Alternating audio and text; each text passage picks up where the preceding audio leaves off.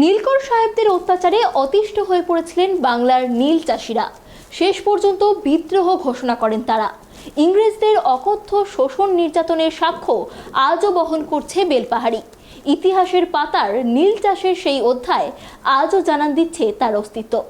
1777 অবিভক্ত বাংলায় লুইস বোনার্ডের হাত ধরে শুরু হয় নীল চাষ। কাপড় রাঙানো এবং ওষুধ তৈরির জন্য এই নীল জাহাজে চাপিয়ে পাঠানো হতো বিলেতে। এরপর ইংল্যান্ডে শিল্প বিপ্লবের জন্য বস্ত্রবয়ন শিল্পে জোয়ার আসে, ফলে নীলের চাহিদা বৃদ্ধি পায়। চাষিদের দিয়ে প্রচুর পরিমাণে নীল উৎপাদন করানোর জন্য নীলকর সাহেবদের অত্যাচার এতটাই চরমে ওঠে যে 1859 সালের ফেব্রুয়ারি মার্চ নাগাদ শুরু হয় নীল বিদ্রোহ। জানা যায় নীল বোঝাই জাহাজ ডুবিয়ে দেন ক্ষুব্ধ চাষিরা। বাংলার অন্যান্য জায়গার মতো ঝাড়গ্রামের বেলপাহাড়িতেও নীল বিদ্রোহের আঁচ ছড়িয়ে পড়েছিল। বেলপাহাড়ির বিস্তীর্ণ এলাকা তখন দুর্ভেদ্য। স্থানীয় বাসাপাড়ায় নীলকুঠিতে রীতিমতো নীল তৈরির ভাটিখানা চলত। সেই নিদর্শন আজও রয়েছে সেখানে। ঝোপঝাড়ের আড়ালে রয়েছে ভগ্নপ্রায় এক বিশাল স্থাপত্য। এক সময় এই বিশাল বাড়িতেই আদিবাসী শ্রমিকদের দিয়ে নীল তৈরি করাতেন নীলকর সাহেবরা। যে কড়াইতে নীল ফোটানো হতো সে কড়াইও রয়েছে। বাসাপাড়ার সেই নীলকুঠি কার্যত এখন ধ্বংসস্তূপে পরিণত হয়েছে। আমরা ঠিক সেই জায়গায় দাঁড়িয়ে রয়েছি। আপনারা দেখতেই পাচ্ছেন এখানে একটা চুল্লি রয়েছে। সেই চুল্লির ঠিক যেখানে কাঠের জাল দেওয়া হতো এবং তার ওপরে একটি কড়া এখনও কিন্তু রয়েছে। এবং আমি আপনাদের দেখাবো যে যেখানে নীল শুকনো করা হতো এবং প্যাকেট করা হতো। ঠিক আমার ডান দিকে কয়েকটা ঘর আপনারা দেখতে পাচ্ছেন, যে ঘরগুলো পরপর রয়েছে সারিবদ্ধভাবে, এবং সেই ঘরগুলোতে একসময় নীল শুকনো হতো এবং প্যাকিং করা হতো। এখন বর্তমানে এখানে পঞ্চায়েত এবং ব্লক অফিসের কর্মীরা থাকেন, এবং এই যে ফাঁকা জায়গাটা দেখতে পাচ্ছেন সেই জায়গাটা এখন মূলত যারা স্থানীয় বাচ্চারা রয়েছে তারা খেলাধুলা করেন, এবং যারা এখানে কর্মীরা থাকেন। এই যে পরিত্যক্ত কুয়োটা দেখছেন সেটা কিন্তু ইংরেজ আমলে তৈরি। এই কুয়োটা যখন বাসাপাড়ায় নীলকুঠির ছিল তখন স্থানীয় মানুষদের পানীয় জলের উৎস হিসাবে এটা ব্যবহৃত। স্থানীয় বাসিন্দাদের মধ্যে অনেকেই দাবি করেন বাংলায় নীল বিদ্রোহের আগুন জ্বললেও বেলপাহাড়িতে নীল চাষ নিয়ে সেভাবে বিদ্রোহের আগুন ছড়ায়নি। জনশ্রুতি আছে স্থানীয় জমিদার মধুসূদন মাহাতোর বুদ্ধিতে নীল চাষিদের নীরব বিদ্রোহ শুরু হয়েছিল বেলপাহাড়িতে। এই যে বাসাপাড়ার যে নীলকুঠি, এখানে স্থানীয় চাষের সমস্ত নীল তো নিয়ে গিয়ে ওখানে প্রসেসিং করা হতোই। তাছাড়া এখানে ছিল আপনার পশ্চিম দিকে ভোলাভেদা অঞ্চলে একটি ভোলাভেদাতেই ওই নীলকুঠি, যেখানে নীলটা জমানো হতো, পচানো হতো, এখানে নিয়ে এসে আবার সেটাকে প্যাকেট করা হতো। এ নিয়ে চাষিরা কিন্তু একটা সময় বিপক্ষে যায় যে আমাদের কাজ ছেড়ে আমরা করে দিই, কোনো পয়সা কড়ি পাই নাই, তাহলে কী করা যাবে। সে সময় স্বাধীনতা আন্দোলনের হাওয়াটা এই এলাকায় খুব জোরদার ওঠে।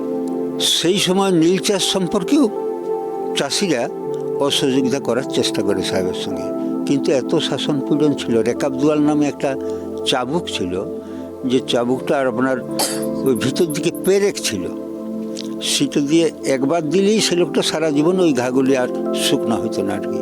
সেই সব ভয়ে আবার ওই গাড়িও নিয়ে যেত নীল পৌঁছে দিতে, লাঙ্গলও করে দিত প্রতি বছর। সেই স্বাধীনতা সংগ্রামীদের এখানে যিনি নেতা ছিলেন মধুসূদন মাহাতো, এই গ্রামের জমিদার, উনি বললেন একটা বুদ্ধি আছে আর কি, তো এটা প্রকাশ করা যাবে না, এটা আমি করে দিচ্ছি, বীজগুলো আনে পৌঁছে দেই। সে সমস্ত বীজকে ওই ভেজে তার অঙ্কুর হওয়ার ক্ষমতাটা নষ্ট করে দিয়েছে। বোনা হচ্ছে, গাছ হয় না একটিও। এইভাবে 2-3 বছরের পর নীল চাষ উৎপাদন বন্ধ হয়ে যায় এখানে, নীরব আন্দোলন। নীলকর সাহেবের বাংলোটি বর্তমানে বিডিওর আবাসন। সেখানে গেলে এখনো দেখা যাবে নীল গাছ। সাদা যে বাংলোটি আপনারা দেখতে পাচ্ছেন সেই বাংলোতে এখন বিনপুর 2 এর ব্লক ডেভেলপমেন্ট অফিসার থাকেন, কিন্তু এই বাংলোতেই একসময় নীলকর সাহেবরা থাকতেন। এটা নীলকর সাহেবের কুঠি ছিল বলা হয়। এবং এই যে গোটা চত্বরটা যেখানে আমরা এখন দাঁড়িয়ে রয়েছি সেটা বেলপাহাড়ির ব্লক অফিস।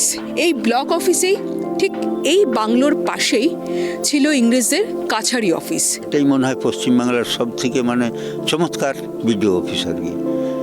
তিনতলা ঘরটা হবে, এত উপরে তার ছাদ। আমরা দেখেছি ওখানে আপনার ওই কাপড়ের পাখা ঝুলানো ছিল, একজন লোক বাইরে বসে থাকতো আর দড়ি টান দিত, তাহলে ওইটা দুলতো আর কি। ওই সাহেব এবং কেরানি কর্মচারীরা বাতাসটা পেত।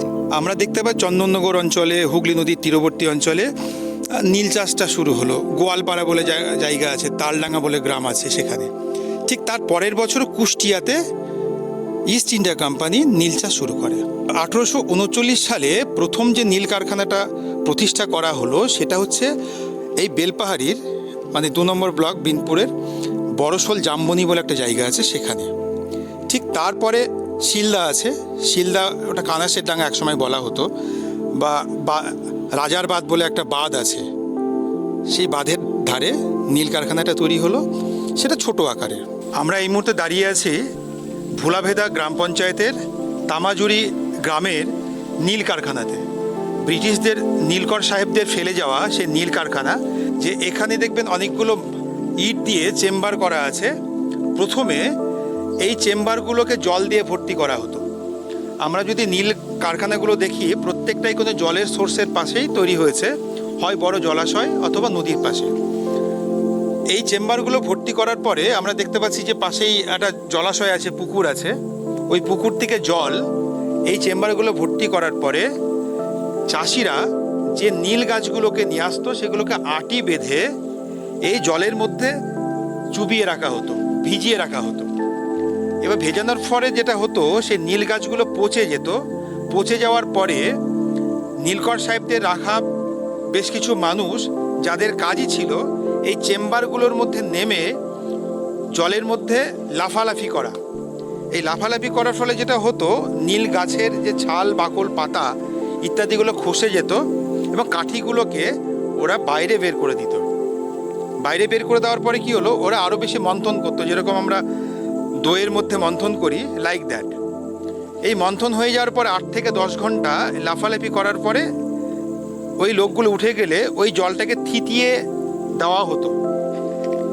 যখন তলানি পড়ে যেত, উপরের জলটা লক গেট আছে, প্রত্যেকটা যে চেম্বারগুলো আছে লক গেটগুলো খুলে দিয়ে জলগুলো বাইরে বের করে দিলে সেই তলানিটা তুলে নিয়ে গিয়ে পাশেই চুল্লি আছে, শালকাঠের আগুনে বড় লোহার কড়াইতে সেগুলোকে জাল দেওয়া হতো। বাদিকে চুল্লি। এবার যেভাবে আমরা খেজুর গাছ থেকে খেজুর রস পেরে নিয়ে জাল দিয়ে গুড় তৈরি করি, এবার গুড় থেকে যখন পাটালি তৈরি করতে গেলে আরও বেশি জাল দিতে হয়, ঠিক পাটালি তৈরি করার মতোই সেই তলানি শুদ্ধ জল নীল গাছের পচানো অংশ জ্বালানো হতো। জ্বালিয়ে ওরা ডাইসে ফেলে দেওয়া হতো। ডাইস থেকে সেইগুলো ছোটো ছোটো কেকের আকারে নীলগুলো তৈরি হতো এবং সেইগুলোকে একটা বেশ ঘরে রেখে দিয়ে শুকিয়ে নেওয়া হতো। এইভাবেই তৈরি হতো সেই সময়ে নীল। ইংরেজদের নির্মম নির্যাতনের স্মৃতি বয়ে বেড়ানো অভিশপ্ত নীলকুঠিরগুলি এখন অযত্নে, অবহেলায় নষ্ট হচ্ছে। স্থানীয় বাসিন্দারা মনে করেন ইতিহাসের স্বার্থেই নীলকুঠিরগুলির সংরক্ষণ প্রয়োজন। এই বিষয়ে প্রশাসনের উদাসীনতা নিয়েও সরব হয়েছেন তারা। ইতিহাস সংরক্ষিত হিসাবে এটাও সংরক্ষণ হওয়া উচিত বলে লাগে, কিন্তু সরকারি বা কোনো বেসরকারি প্রতিষ্ঠান কিংবা যারা শিক্ষিত মানুষ আর কি, যারা ইতিহাস নিয়েও পড়াশোনা করছেন, প্রত্নতত্ত্ব নিয়ে পড়াশোনা করছেন, তারা কেউ কোনো উদ্যোগ নেন নাই। এখনও অবহেলিত হয়েই পড়ে আছে আর কি, এবং নষ্ট হচ্ছে, ধ্বংস হচ্ছে। তার কোথাও কিছু লেখাজোখা ছিল সেগুলি আর নাই। এবং ওর যে প্রকোষ্ঠগুলি ছিল নীলের যে ফ্যাক্টরির, ওই ধাপে ধাপে যেখানে শেষ গিয়ে নীলটা তৈরি হতো আর কি, কিছুই সংরক্ষণের কোনো বন্দোবস্ত নেই, হওয়া উচিত। কিন্তু এই যে নীল কারখানায় দেখছি, এইগুলো আমাদের অতীতের যারা ছিলেন তাদের রক্ত জল করা পরিশ্রমের নিদর্শন। এগুলো হলেও এইগুলো অন্তত সংরক্ষণ করা দরকার ভবিষ্যতের জন্য, যাতে যারা পর্যটক আসতে পারেন, দেখতে পারেন, অনেকে স্টাডি করতে পারেন, যারা হয়তো নীল নিয়ে কাজ করছেন, নীলের কারখানাটা সেই সময় কেমন ছিল। আমরা ম্যাক্সিমাম তো দেখতে পাই, ড্রয়িং দেখতে পাই, হ্যাঁ, যে এখনও সেই সময়ের, মানে আমি যদি ধরে নিই 40, এটা 40 থেকে 43-এ তৈরি হয়েছে, 1800, তার মানে আমি 40 যদি ধরি, 60 আর এদিকে দেখতে পাচ্ছি 120, প্রায় 180 বছর পুরনো। যে কড়াইটা আছে তলাটা একটু ফেসে গেছে, কিন্তু বাকিটা কিন্তু অক্ষত অবস্থায় আছে। মজার ব্যাপার হচ্ছে এই যে এই কড়াইটা কিন্তু ওরা ইংল্যান্ড থেকে নিয়ে আসেনি। এই কড়াইটা কিন্তু এই অঞ্চলের মানুষ তৈরি করেছে। তো এই ইতিহাসগুলোকে অন্তত যারা ভবিষ্যৎ প্রজন্ম আছে তাদের জন্য অন্তত সংরক্ষণ করা, এই জন্য অনেকবার বলা হয়েছে, আমরা ব্যক্তিগতভাবে কয়েকবার বলা হয়েছে, তো সেই উদ্যোগটা নেই।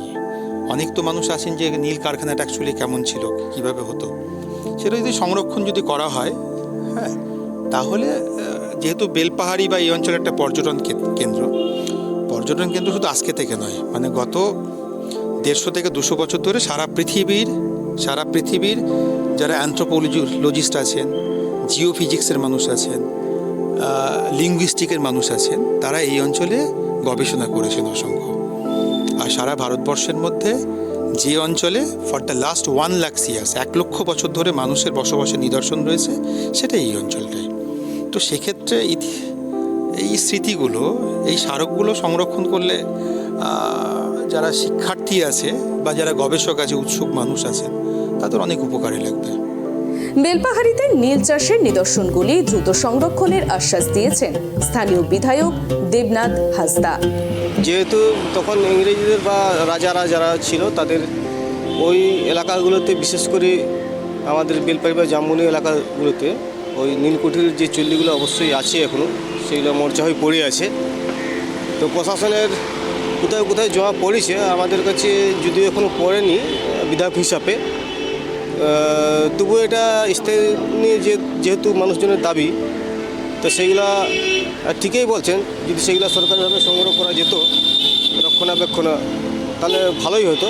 তো আগামী দিনে আমরা দেখব সেগুলো মানুষের দাবি দেওয়াগুলো আমাদের কাছে আসলে আমরা নিশ্চয়ই দেখব। আমাদের জেলা নতুন জেলা, দিদি প্রায় সমস্ত কিছুই করে দিচ্ছে, যা যাবতীয় ছিল না সেগুলো আপাতত এখন ঝাড়গ্রাম জেলা অনেকটা ডেভেলপ হয়েছে, রাস্তাঘাট, স্কুল কলেজ থেকে এগুলো সমস্ত বিষয়টাই। তো এইগুলোও আমরা দেখব, এবং যাতে এইগুলো সরকারিভাবে সংরক্ষণ করা যায়, আমরা নিশ্চয়ই আগামী দিনে সেটা দেখব।